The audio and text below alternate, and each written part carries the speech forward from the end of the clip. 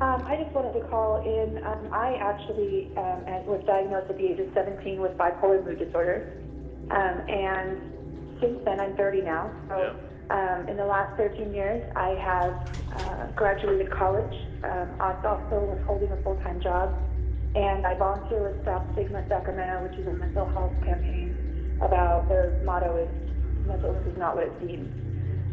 But regardless of my ability to function in society, I also have disabilities that, this disability of mine, this mood disorder, is actually an illness, and it is biological, not necessarily something I can just make up and say, hey, I'm, feeling PMS-y or whatever, that's not necessarily how it works. And I think that, and I know that you're, well, at least sounding from what you've been saying, that you're also not familiar with mental illness in the same capacity that I am. Anjali, I'm very skeptical. And Okay. I got to tell you, if you haven't been told, I will tell you. I think bipolar is like the latest fad. Everybody and their brother is getting diagnosed with bipolar. And last time I checked, we all have good days and we all have bad. And I don't consider that an illness, and I don't consider it a disability. That is very true. However, there are people that have the extremes of that. So they have their bad days are beyond you cannot get out of bed. Not because you don't want to. What were these people called 25 years ago? Well, you know what? Before they came up with this bipolar diagnosis. I mean, I just think it's something's made up by the mental health business just to be able. And how long have you been here? I think that'd be 14 months in December, beginning of December. In this place? Yes. You like it here?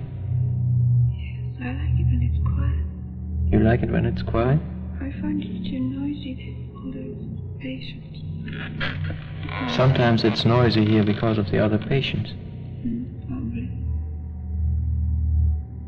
Why do you like it better when it's quiet? Have you always liked it quiet, or? I've been used to living where it's quiet, except for the railway. You told me once that you didn't like the radio. Yes. In the hospital. I was unhappy when they brought the radio. Why? The ward was quieter without it. Well, if you're very quiet, what are you doing? Are you reading, or are you thinking? I'm not reading either. You don't like reading? What are you doing? Music's better. Listening to music and not talking. You like that? Music is the best, I think. Vera, you told me another time that sometimes you hear voices talking to you, can't see the people. Does that happen often? Yes, I think it's all day. All day? Yes, I don't think my head's ever been free of anybody talking. Can you hear them now? Since I was a young girl. Can you hear them now? It's quieter now. Or will be quiet? And I can talk, huh? And I can talk without them. You can talk without whom? They take away my talking. The voices? Yes. How do they do it? I don't know. Can you tell me what they're saying?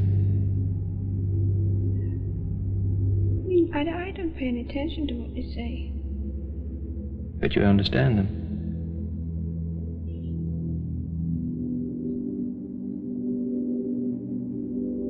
Why did you come here, Vera? Must have been sick. Are you still sick? No, I'm much better now. But you like staying here.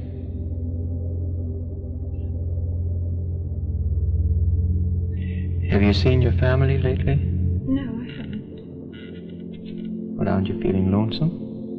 Yes, I was wishing I had a visitor. They haven't seen you for a long time? No. Have you written them? No, I haven't. I don't like writing letters.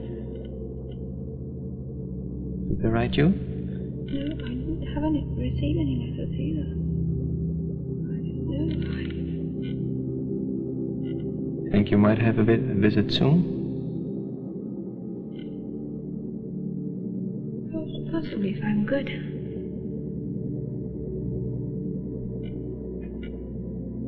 You know what day it is today? Thursday.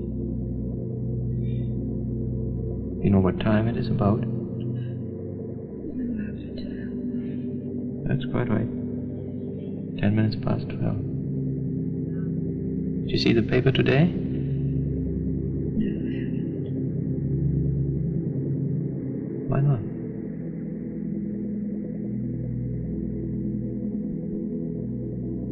Don't like reading? I like magazines, you know, I hate magazines.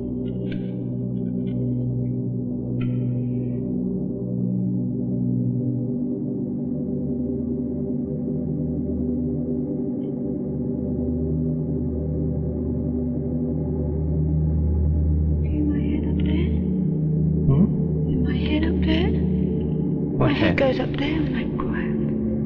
Where's it going? Right off. Where's your head going?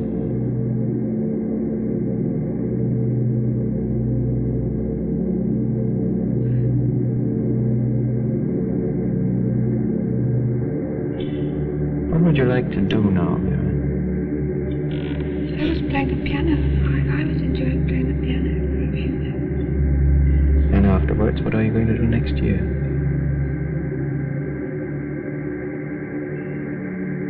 I'd like to play the piano next year. Well, let's suppose, just for a minute, that you would have $100,000. Yeah. What would you do with it?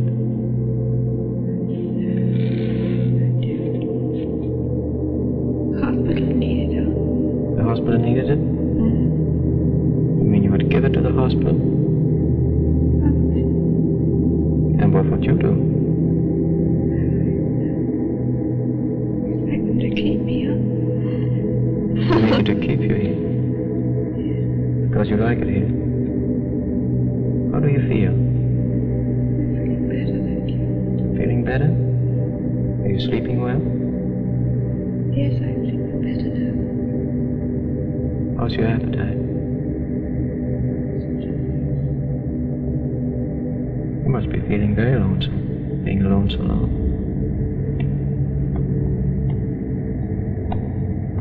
Are you? Yes, I was lonely, yes. Why are you smiling?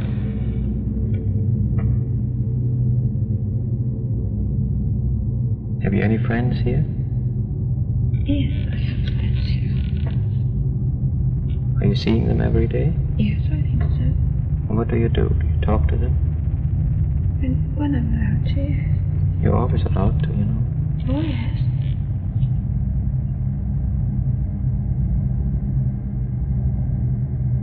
And what would you like to do now? Probably it's time to go back for lunch, huh? You just had your lunch. How long ago? Half an hour. Half an hour. Are you hungry again? No. Well, let's go anyway. Perhaps we get a cup of coffee. Yes?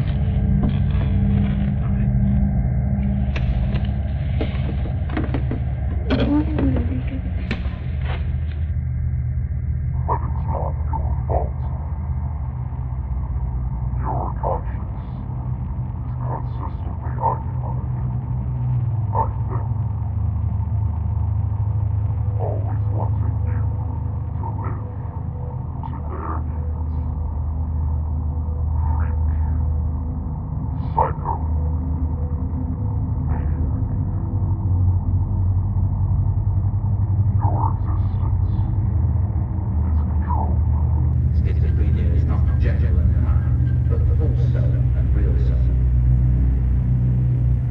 The mask is the false self, which the family need, but behind is the real self, stunted and cut off. As he acts as his false self, his family are happy, but that's how they want it. He's being something that he isn't. Imprisoned in a closed family world, his position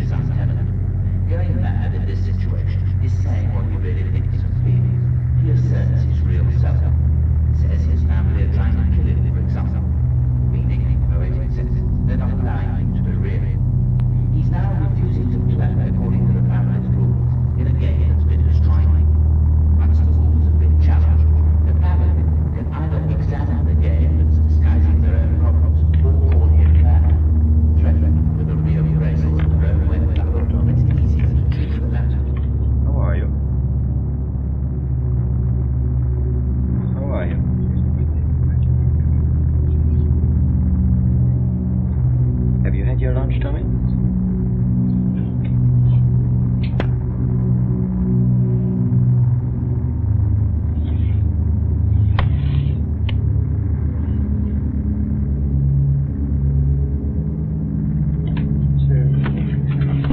Hello, Walter. How are you today? How are you, Walter? Don't you feel like talking? You know me, Walter, don't you? How are you today?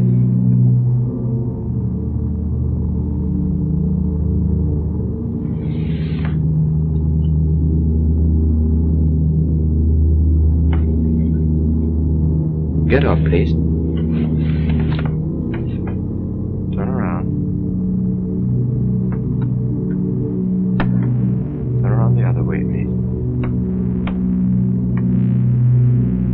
Okay, turn once more. Will you turn once more? All around, and then sit down. Fine. Thank you. How are you, Nathan? Have you had your lunch? What was it? What did you have for lunch?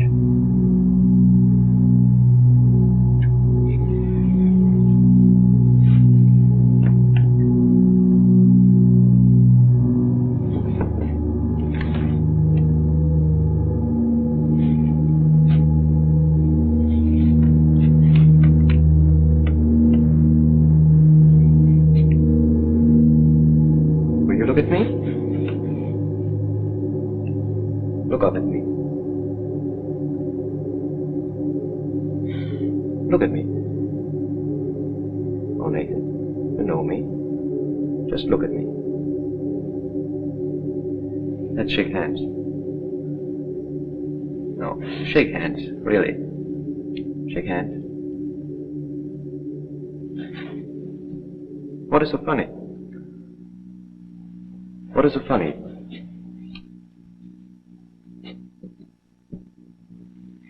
Thank you very much. Goodbye.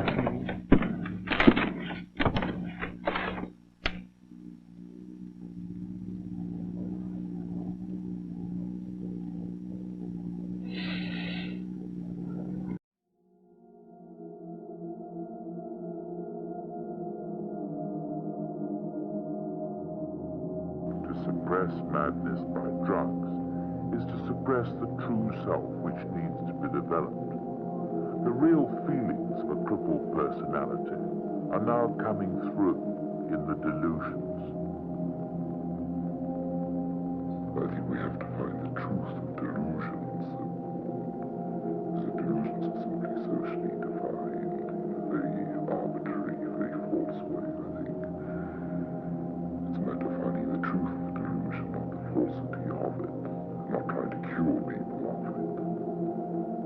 What about somebody who says they want to be buried? I think there's probably a tentative in that case to achieve a state of death and then rebirth. I think this is essential to one's understanding of what psychotic breakdown means. It's always the attempt to achieve a proper death, proper rebirth. What we really do in the society is that we lock up people who act in ways that we don't understand and that make us feel uncomfortable. But to salve our own consciences, we say, well, you're not a criminal, you know, you're just some poor, unfortunate schizophrenic, and so we're going to put you over here in this hospital where the doctors and the nurses are going to take care of you and make you well again.